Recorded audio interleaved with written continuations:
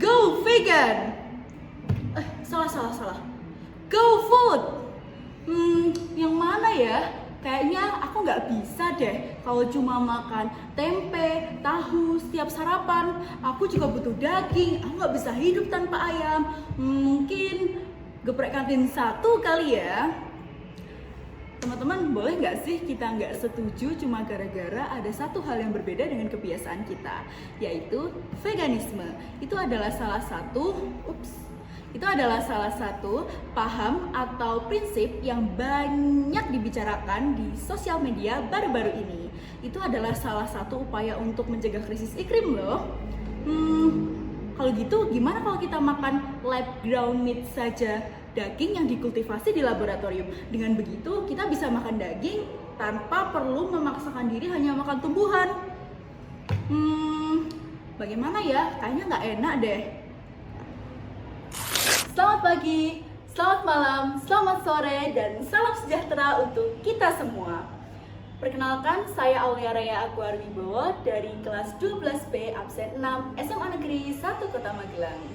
Yang terhormat Ibu Raida selaku guru pembimbing Bahasa Indonesia kami, teman-teman kelas 12B yang selalu menemani saya, dan masyarakat Indonesia yang menonton video ini. Saya akan membahas tentang lagi-lagi krisis iklim yang bisa ditangani dengan dua hal yang kontroversial di Indonesia, yaitu veganisme dan lab ground meat. Apa itu?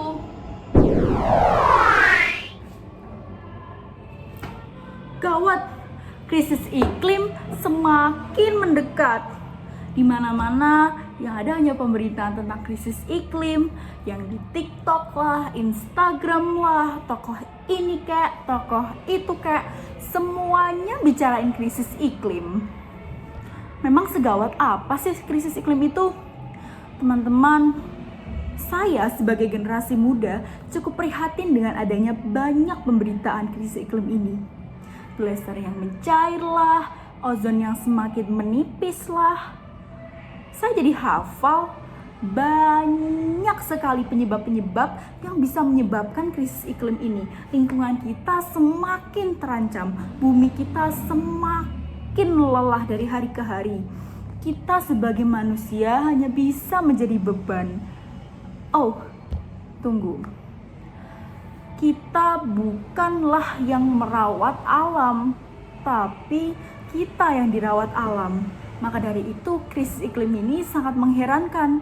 Kesannya seperti manusia tidak tahu terima kasih. Kita tidak berhak merawat alam karena kitalah yang merawat alam.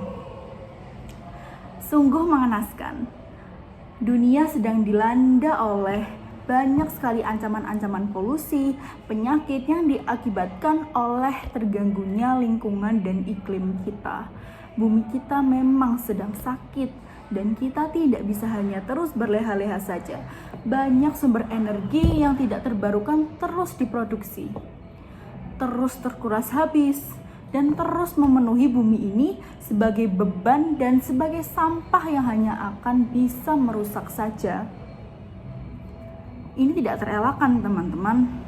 Dan saya baru tahu bahwa krisis iklim ini ternyata sudah lama dimulai sejak dahulu kala. Sudah lama sekali tren tentang krisis iklim ini diraung-raungkan.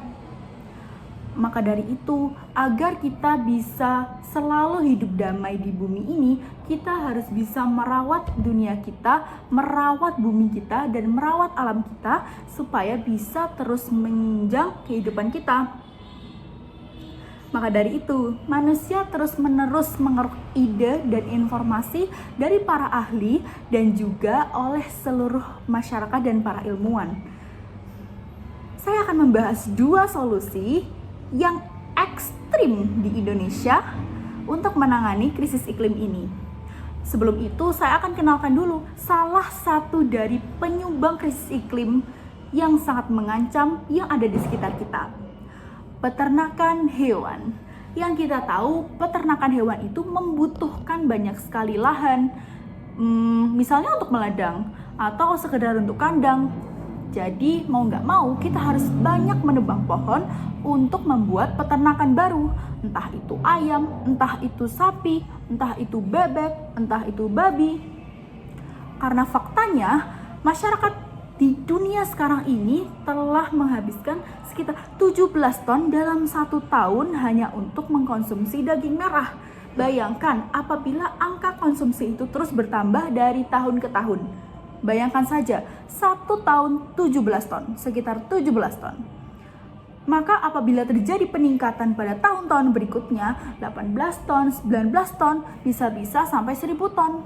Peningkatan akan permintaan dari peternakan ini, dari daging merah ini, mau nggak mau, para peternak-peternak harus meluaskan lahan untuk kembali menanami lahan mereka dengan sapi, kambing, atau daging merah lainnya.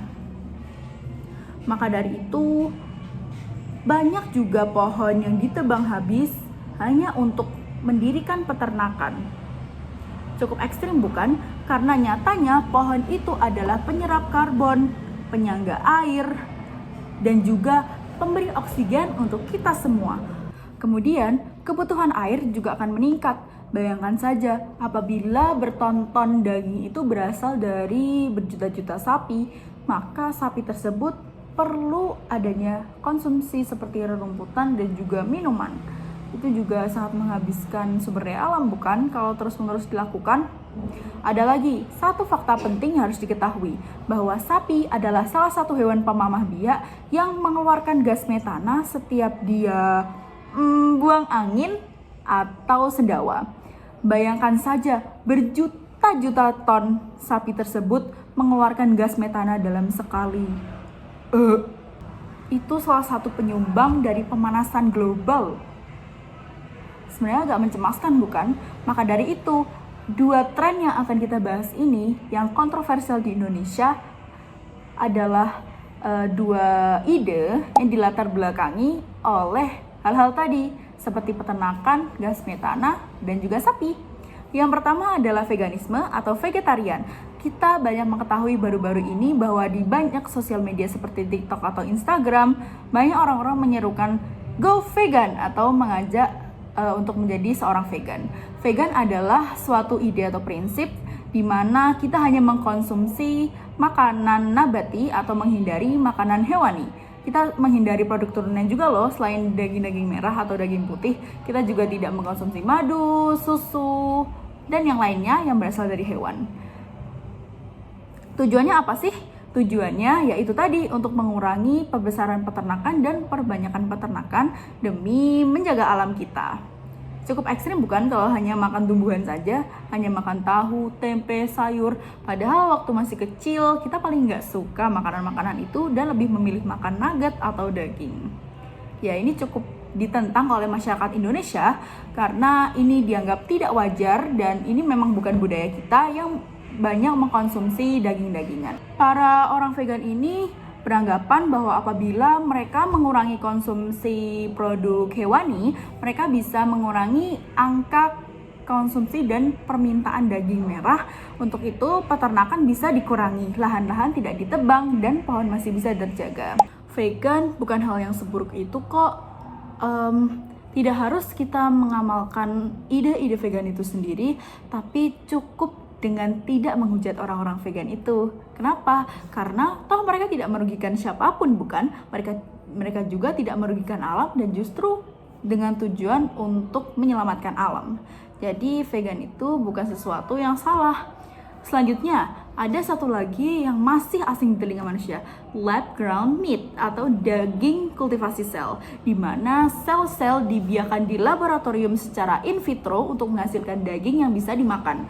Jadi tidak melalui tahap peternakan, sapi, memberi makan, memberi rumput, dan sebagainya. Jadi tidak ada gas metana, tidak ada lahan yang ditebang, kita bisa mengkonsumsi daging dan tidak perlu menjadi vegan. Tapi itu masih sangat mahal, masih diperlukan penelitian yang sangat lama dan juga riset yang sangat luas. Harganya apabila di pasaran juga akan sangat mahal. Bagaimana ya cara mengatasi agar manusia atau masyarakat Indonesia bisa beradaptasi dengan 2 ide yang dibilang ekstrim itu? Perbanyak sosialisasi, seperti apa yang telah dibudayakan di Indonesia itu sendiri, sosialisasi melalui tokoh-tokoh terkemuka di masyarakat dengan mengandalkan platform-platform media sosial seperti Instagram atau TikTok. Buatlah tren, lalu bisikan secara halus atau secara pelan-pelan terhadap masyarakat Indonesia supaya mereka bisa meningkatkan rasa toleransi mereka terhadap ide-ide itu. Bagaimana? Itu cara yang biasa saja bukan? Tapi toh memang nyatanya masyarakat Indonesia dikendalikan oleh tren TikTok. Jadi mungkin saja itu bisa berhasil. Perbanyak juga bacaan-bacaan dan juga tingkatkan kualitas pendidikan di Indonesia serta lebih intensifkan lagi masalah krisis iklim di pendidikan Indonesia. Dengan itu, masyarakat Indonesia bisa beradaptasi dan juga bisa memiliki ide-ide untuk menunjang kesehatan iklim kita, iklim Indonesia, iklim dunia, dan untuk kita sendiri. Mari bersama-sama kita wujudkan bumi kita tercinta untuk masa depan yang lebih cerah, yang lebih ceria, yang lebih sehat untuk bumi dan manusia. Terima kasih, sekian dari saya. Wassalamualaikum warahmatullahi wabarakatuh.